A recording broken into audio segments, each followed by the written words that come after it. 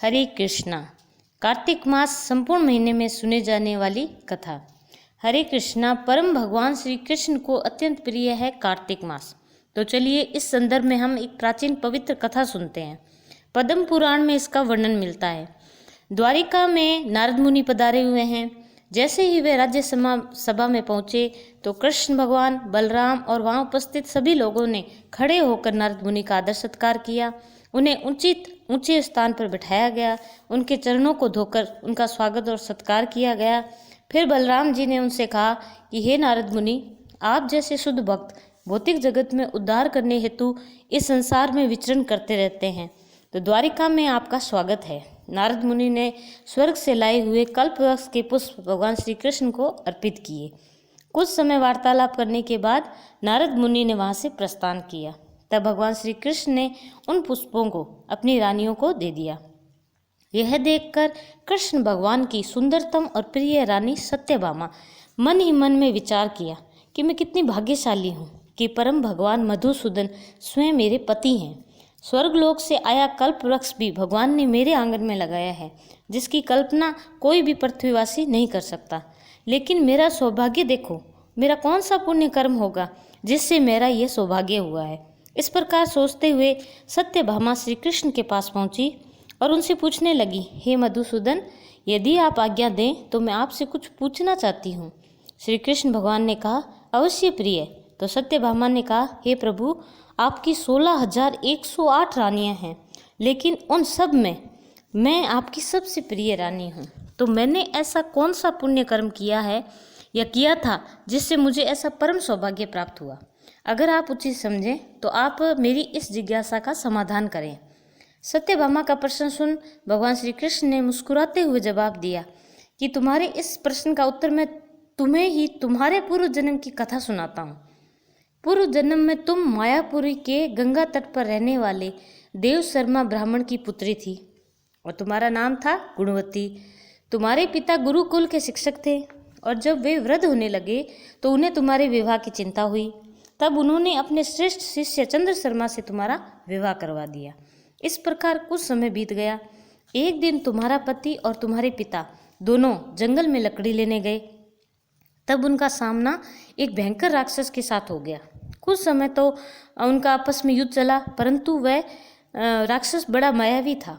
उसने तुम्हारे पति और तुम्हारे पिता की निर्मम हत्या कर दी। इन दोनों ने आजीवन मेरी भक्ति की थी, इस कारण उन दोनों का बैकुंठ में वास हुआ। जब गुणवती यानी तुम्हें पता चला तो तुम शोक और विलाप करने लगी। तब उस आश्रम के ऋषियों ने तुम्हें कार्तिक मास व्रत की महिमा बताई। तब गुणवती ने आजीवन कार्तिक मास व्रत और एकादशी व्रत का पालन निष्ठा, श्रद्धा और नियम से किया और अंतिम समय में बैकुंठ से विमान आकर उन्हें अपने साथ बैकुंठ लोक ले गया। और जब मैं इस धरा पर अवतार लेकर आया तो तुम वही गुणवती इस जन्म में सत्यभामा बनकर आई हो।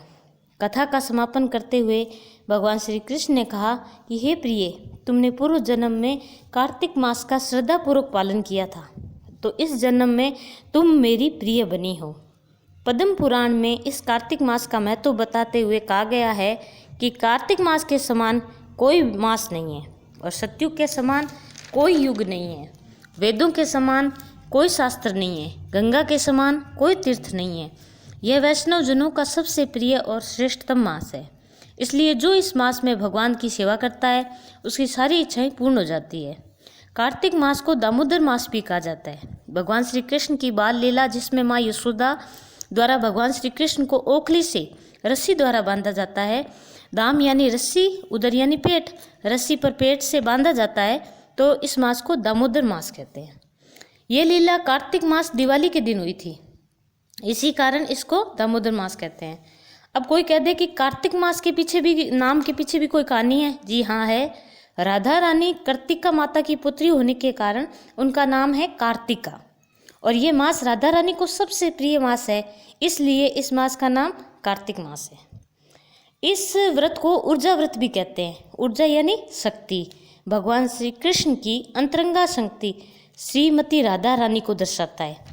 इस मास की अधिष्ठात्री आराध्या देवी है शक्ति है श्रीमती राधा रानी। इस मास में जो राधा रानी नाम का जाप गुणगान करता है, उनकी सेवा करता है, तो भगवान श्री कृष्ण अत्यंत ही प्रसन्न होते हैं। इस मास का व्रत पालन करने वाले भक्त को राधा रानी का नाम गुणगान करने चाहिए और कार्तिक मास में भगवद गीता का पाठ करना चाहिए। और व्यक्ति को अत्यंत ही पुण्य फल प्राप्त करना हो तो राधा रानी का नाम जाप करना चाहिए।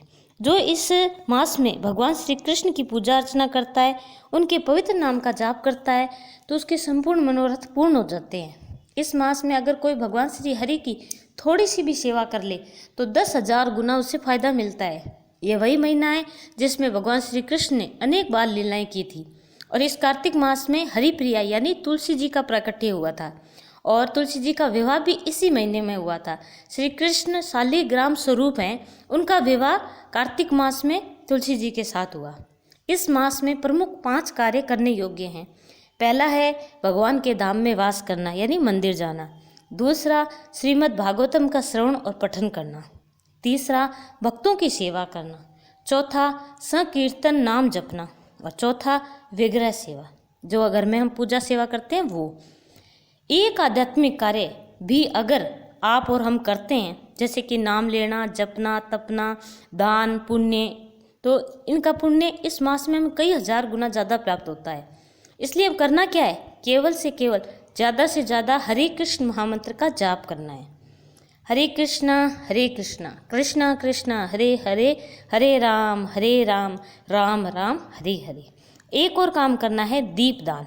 कैसे करना है, भगवान श्री कृष्ण के समक्ष और तुलसी के समक्ष सुबह और शाम घी का दीपक करें। 4 बार चरणों में घुमाएं, 2 बार नाभि पर और 3 बार मस्तक पर और पूरी शरीर पर 7 बार। इस प्रकार आप दीपदान दिखाएं और ज़्यादा से ज़्यादा हरि नाम संकीर्तन करें। हरे कृष्ण।